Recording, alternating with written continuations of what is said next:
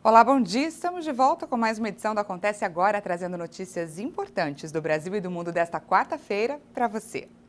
O Brasil ultrapassou a marca de 240 mil mortos pelo coronavírus e a média móvel de óbitos continua acima de 1.000 vítimas diárias.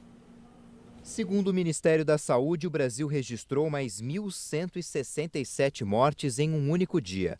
Com isso, o país já soma 240.940 vítimas desde o início da pandemia. Também foram contabilizados mais 55.271 novos diagnósticos da doença em 24 horas. O total passa de 9.921.000 infectados. A curva da média móvel de mortes nos últimos 7 dias teve uma pequena variação, mas o número continua acima de 1.000 desde 21 de janeiro. Está em 1.060 óbitos por dia. Já a média móvel de novos casos ficou em 46.059 confirmações diariamente. E no mapa da evolução da pandemia por estados, podemos verificar que o número de mortes segue subindo em 9 deles: Acre, Bahia, Ceará, Goiás, Minas Gerais, Pará, Paraíba, Rondônia e Roraima. Outras 14 unidades da federação apresentam estabilidade: Alagoas, Amapá, Distrito Federal, Espírito Santo, Maranhão, Mato Grosso do Sul, Pernambuco, Piauí, Rio Grande do Norte, Rio Grande do Sul, Rio de Janeiro, São Paulo e Sergipe. Em queda dessa vez aparecem 4 estados: Amazonas, Paraná, Santa Catarina e Tocantins. E atualizando os dados do coronavírus em todo o mundo, segundo a Universidade Johns Hopkins, mais de 109.555.000 diagnósticos já foram confirmados desde o início da pandemia há cerca de um ano. E 2.420.000 pessoas não resistiram às complicações causadas pela doença. Os Estados Unidos são o país com mais casos. Até o momento, quase 28 milhões de diagnósticos foram registrados. A Índia ocupa o segundo lugar, com quase 11 milhões de confirmações, seguida pelo Brasil, com cerca de 10 milhões de casos. E o Brasil já imunizou com a primeira dose da vacina contra a Covid-19 mais de 2,5% da população do país. O número continua crescendo a cada dia. Segundo o Ministério da Saúde e as secretarias estaduais, até agora já foram vacinados mais de 5.326.000 brasileiros, enquanto mais de 557.000 pessoas já receberam a segunda dose do imunizante. E a Polícia Federal prendeu ontem à noite o deputado Daniel Silveira, do PSL do Rio de Janeiro. A ordem de prisão foi do ministro do STF, Alexandre de Moraes, dentro do inquérito sobre as fake news. Moraes entendeu que o parlamentar faz propaganda de processos violentas ou ilegais para alterar a ordem política ou social. O deputado tinha divulgado um vídeo com ataques contra ministros do Supremo Tribunal Federal. O ministro Alexandre de Moraes ainda determinou que o YouTube bloqueie o vídeo publicado pelo deputado. A decisão para a prisão é provisória e será analisada hoje por todos os ministros do STF. E olha só, polêmica sobre a liberdade de expressão na Espanha. Após tweets publicados entre 2014 e 2016, um rapper é condenado a 9 meses de prisão por exaltar o terrorismo e insultar a coroa e as forças de segurança. Os espanhóis protestaram em defesa do rapper Pablo Hasél, preso por ter publicado tweets contra a monarquia.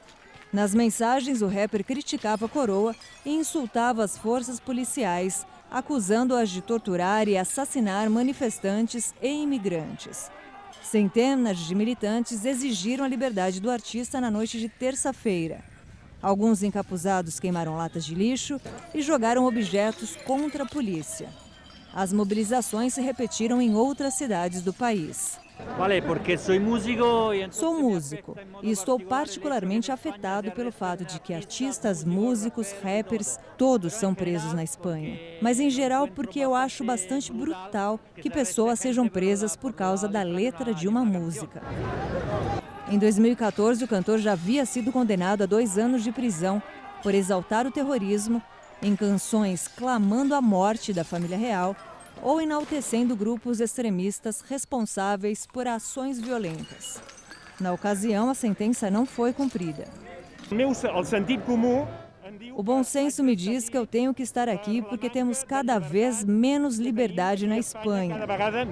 Cerca de 200 artistas assinaram um manifesto em sua defesa, entre eles o cineasta Pedro Almodóvar, o ator Javier Bardem e o cantor e compositor Juan Manuel Serrat. Um ano depois do início da pandemia, você tem ideia da quantidade de máscaras que nós brasileiros já usamos? Eu, particularmente, não consigo responder essa pergunta, mas uma ONG resolveu fazer essa conta e o resultado impressiona. Uma montanha equivalente a 5 elefantes. Elas são o maior símbolo do novo normal. Gostando ou não, é preciso conviver com a proteção. Um ano depois do início da pandemia, o brasileiro perdeu a conta de quantas máscaras já usou. Eu não sei contar. Não tenho ideia, não. Não. Perdeu a conta já? Perdi. Usei muitas, não tenho conta. Umas 40, viu? Já perdeu a conta? Já perdi a conta. Uma ONG que defende o consumo consciente resolveu fazer essa conta. E o resultado foi colossal, do tamanho de um elefante. Ou melhor, uma manada deles. A estimativa é que quase 3 milhões de máscaras de tecido já foram usadas pelos brasileiros durante a pandemia. E para a gente ter uma ideia do que isso significa, é o mesmo que o peso de 5 elefantes africanos, ou então 8 ônibus urbanos, volume suficiente para preencher 9 mil apartamentos de 50 metros quadrados, ou 457 piscinas olímpicas. Hoje, a única maneira de nos preservar é através do uso de máscara e distanciamento social. Isso é o que nós temos que fazer, a nossa parte, para poder evitarmos a disseminação do vírus da Covid-19. E a máscara protege bem. Hoje, nós estamos controlando, entre aspas, né, a Covid-19 pelo fato de estarmos utilizando a máscara, né? Então, assim, é importante a utilização dessas máscaras, sem sombra de dúvida. A gente vê cada vez mais as pessoas aderindo ao uso de máscaras, mas é importante salientar que não pode ser de qualquer jeito. As máscaras de tecido, como essa que eu estou usando, são as mais recomendadas pelos especialistas. E o motivo é evitar que as máscaras descartáveis fiquem em falta para os profissionais da saúde. Mas elas têm um tempo limitado de uso. A orientação é para que sejam lavadas no máximo até 30 vezes. E além disso, é preciso tomar alguns cuidados na hora de jogar no lixo. Por estar em contato com o nariz e a boca, as máscaras podem conter diversos tipos de vírus. Por isso, são consideradas lixo biológico e têm que ser separadas do lixo comum. Mas nas ruas de São Paulo, nossa reportagem encontrou várias máscaras descartadas sem o devido cuidado. Elas devem ser retiradas, né, do rosto após o uso e devem ser descartadas preferencialmente dentro de um saco plástico vedado, né, e no lixo convencional. Infelizmente, a gente não deveria ter e existir um lixo apropriado para descarte de material possivelmente contaminado, como existe nos hospitais.